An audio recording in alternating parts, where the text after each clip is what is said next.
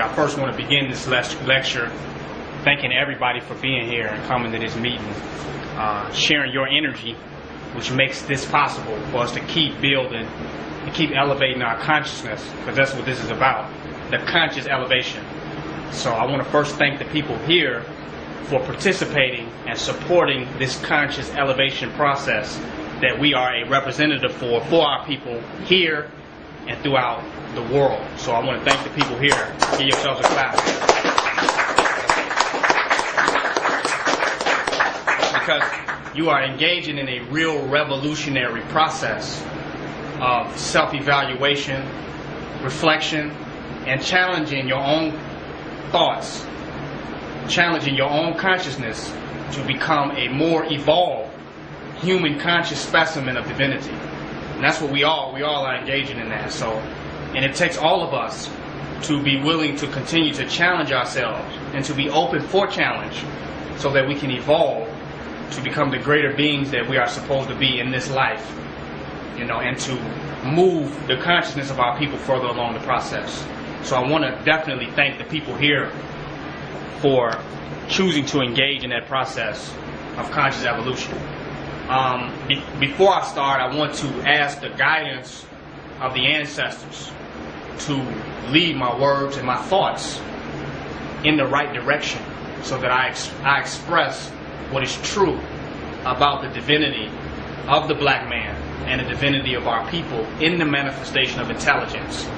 So I want to ask the ancestors' energy and presence to manifest itself in my consciousness, through my consciousness, and in this space to enlighten the energy here so that this can be a divine vessel of truth and of realization to come through. So that I wanted to start in asking for that.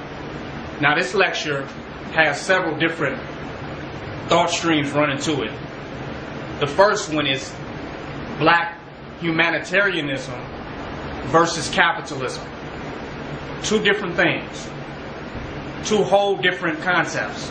Black capitalism versus black humanitarianism. Now I posted a video last week. I put it up to challenge some brothers in regards to the consciousness that they were operating and representing. The videos I put up did not represent beef. I don't have any beef with anybody on YouTube or any black organizations or black entities. I have no personal beef or negative or hostile energy against any black group or any black individuals, for that matter, that are doing anything in this dispensation of time. So the videos that were put up were just literally challenging the consciousness of the people that surrounds those individuals so that we can move the consciousness of our people forward. And those people that were challenged represent an ideology of the masses of our people. And by challenging them, we're also challenging that consciousness in all of our people simultaneously. So it's not personal, because it could be anybody who represent different aspects of how we need to grow. So it was not a personal challenge. It's just the opportunity was utilized as the basis for some real powerful growth in consciousness. The circumstance was utilized. Now, the circumstance that I'm speaking of is that many people talk about revolution and unification, and they talk about how we need to change the condition of our people. And it sounds really ideological, and it sounds really beautiful on an ideological level. But in order to be a revolutionary, in order to be comrades, we must first be brother and sister. And we must be completely human. And in being completely human, we are completely humanitarian. The highest evolution of human development is humanitarianism, to care for another human being, to love other humans. So you will have not arrived at a full level of humanity yourself until you have become a humanitarian. It's a reality. Because now you care for others, you have a desire to give and see the growth of human consciousness on the planet Earth. So that's the full offset of humanitarianism. So we cannot be comrades. We cannot be on the front line in revolution if we cannot be brother and sister first. If we cannot do simple things to aid each other in our growth and development in destroying a common enemy, then everything that we talk about revolution is unrealistic, it's fantasy, and it is completely superficial. Because there's key moves that can be made based on how we organize together to bring down our oppressor, to bring down an enemy, to bring down a devil, to bring down someone who have capitalized off of the disempowerment of our people. There are key moves that have to be made dealing with how this enemy is coming at us. So we have to not unify superficially. We must unify on a real level to assist in playing those key positions and how we are unified to build power and to be efficient in the war that has begun before we were born against a common enemy. So revolution is no superficial thing. It's not like a prayer circle or where we all come together and clap. It's not a popularity contest. It's being in key positions to successfully affect the consciousness of our people. Key positions. So if we avoid key positions and neglect being in key positions, but we speak on revolution on some supreme level, but we can't even maintain a key position, we can't even be there for one another in our time of need, but we're going to fight on the front line together.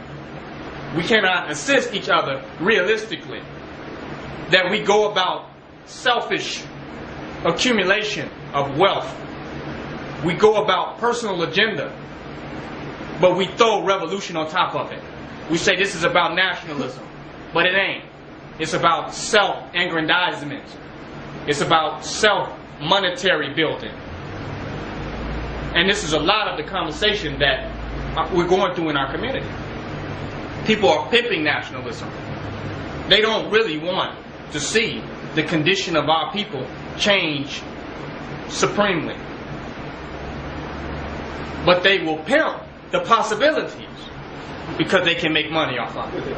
It's a very marketable and lucrative conversation today. Literally, that's how Barack Obama got in office. He pimped the possibility of change, and everybody rallied behind it. He knew he had no ability to make change. He didn't have the intelligence, or the strategy, or the plan. He didn't have it. But he pimped our desire to see the condition of humanity change, and he got Negroes to come out and vote for him. So he played off of our true humanitarian desire to see world change. But anybody who can calculate intelligently the manifestation of world change would have saw the smoke screens, would have saw beyond the veil of illusion, would have saw beyond the bullshit, and knew that this man was incapable in this tired system, in this system that was set up for white supremacy and white nationalism, that it was nothing he could do with that type of bureaucracy, with that type of red tape, with that type of white supremacist constituency in his cabinet and in the political positions. We know that it's nothing that you can do. It's like a black ant in a spider web. You're surrounded by nothing but the web. You're in the web. Where are you going to go? What are you going to do? The web is already set, and it's a white web. And if you don't bring down the whole web, you're not going to free no insects in the web. The whole web must be brought down. But then you have a black ant that tells the insects in the web that I'm going to free you through the web, without bringing down the entire web. So my point in saying that is people pimp black nationalism for capitalistic purposes. They make money off of these ideas and sell them back to the people and eat off of, on a personal level, black nationalism. Now when we talk about unification, we're not talking about something superficial. Because when you unify, you should not all unify and hold hands and flags. You should unify in positions to bring about real change. We all want to climb a wall. Look at black revolution. Look at